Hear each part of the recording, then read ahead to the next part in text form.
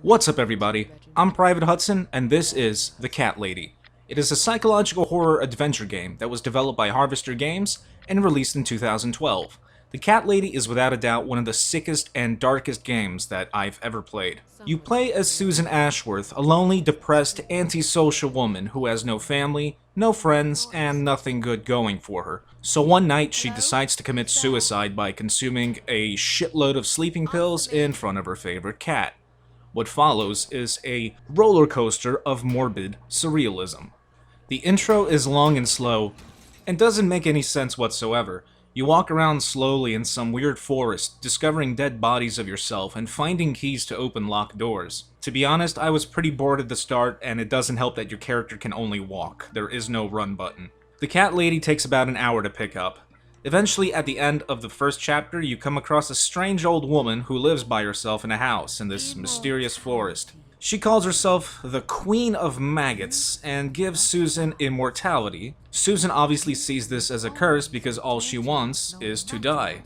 The only way to remove this so-called curse is to fulfill the old woman's wishes. She tells Susan that there are 5 parasites in the world. They will try to harm her and hurt other innocent people. They must be killed. The entire sequence is bizarre and surreal, and depending on your perspective of things, there's a possibility that none of this ever happened, because right afterward, Susan wakes up in a hospital bed. Her suicide attempt apparently failed and put her in a coma instead.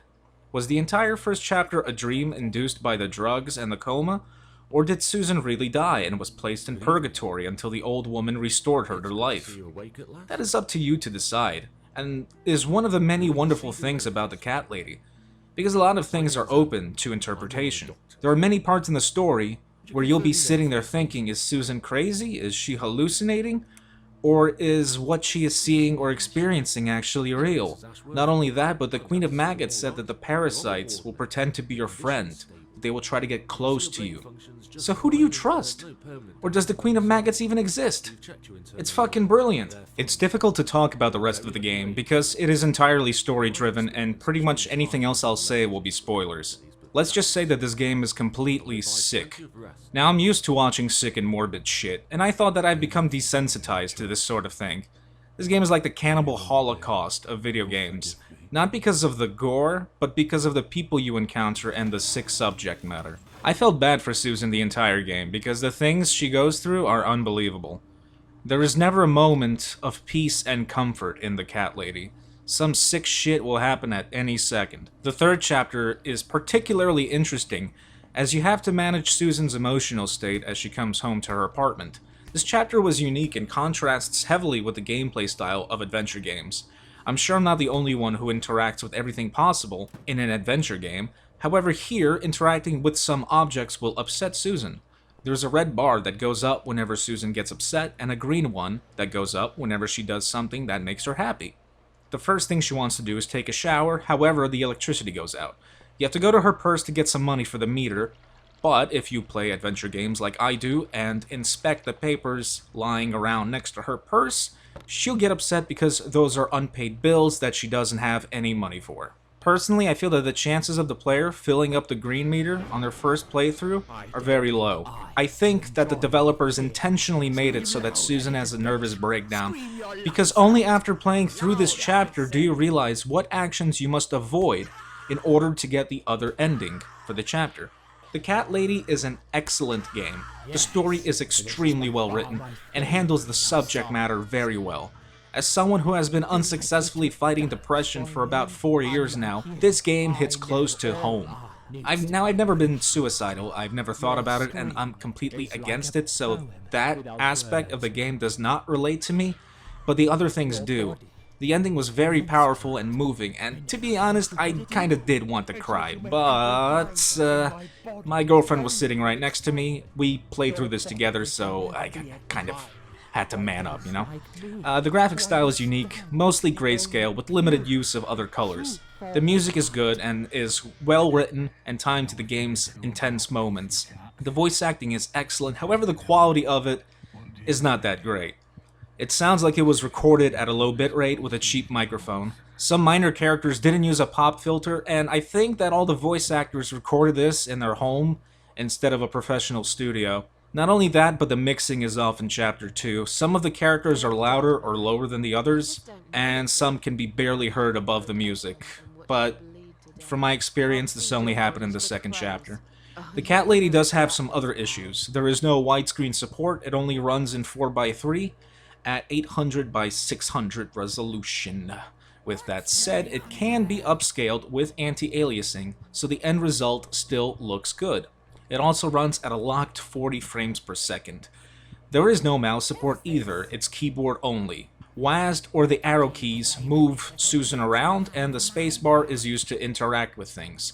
I'm actually willing to let all of that slide for this game. For an adventure game, none of these factors are a big deal, and the story is so good that these things become a non-issue. There are two big issues, though, that are significant. One is that the game stops saving after about 50 saves, despite giving you a "saved successful" message. I only found out about this when the game crashed and I tried to load my save, but it was a chapter old. I lost a chapter's worth of progress. I went on the forums and the devs did admit there's a limitation due to the engine. However, this is not written explicitly anywhere in the game, nor in the store page. You have to go to the Steam forums and see the pinned topic. This is not acceptable. This is simply not acceptable. The last issue is that there is an illusion of choice. This has been really pissing me off when it comes to modern gaming. With advancements in technology and games becoming so reliant on voice acting, studios are either too lazy or too poor to write and voice act branching paths. Their choices in this game will simply result in slightly different dialogue responses akin to Telltale's adventure games. The Cat Lady has 3 endings that all vary slightly in dialogue. However, there is a 4th secret ending that actually does have a significant change, but the chances of the player getting it on the first playthrough once again are very slim without a guide. And I definitely don't recommend playing this with a guide.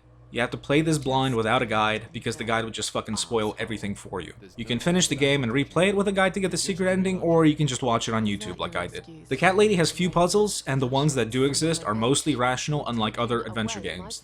It took me around 10 to 11 hours to beat it, and I only had to look up a guide for 4 solutions, not for spoilers, maybe 3 or 4 times, so that's pretty good. I rarely say this, and many people who do follow this channel ask me why I keep reviewing shitty games, or why I'm always giving games bad reviews, but this is different. This game is a masterpiece. I stumbled upon it randomly by going through my Steam library. My girlfriend saw the name and asked me what it was. I had no idea. I probably got it through some bundle ages ago. I looked at the store page, the Steam store page for it, and I was intrigued when I saw it was a psychological horror adventure game. The first hour bored me, but after that, I was hooked.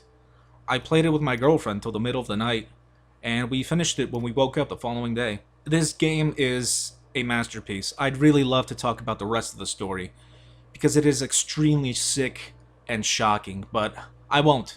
You folks need to experience this for yourselves. Harvester Games have also released another adventure game called Downfall, where you actually play as another tenant in the same apartment building that Susan lives in. I definitely have to pick that shit up when it's on sale. Alright, that's the end of this video. I'm Private Hudson. If you enjoyed this video, please like, comment, subscribe, share it with your friends. See you folks next time.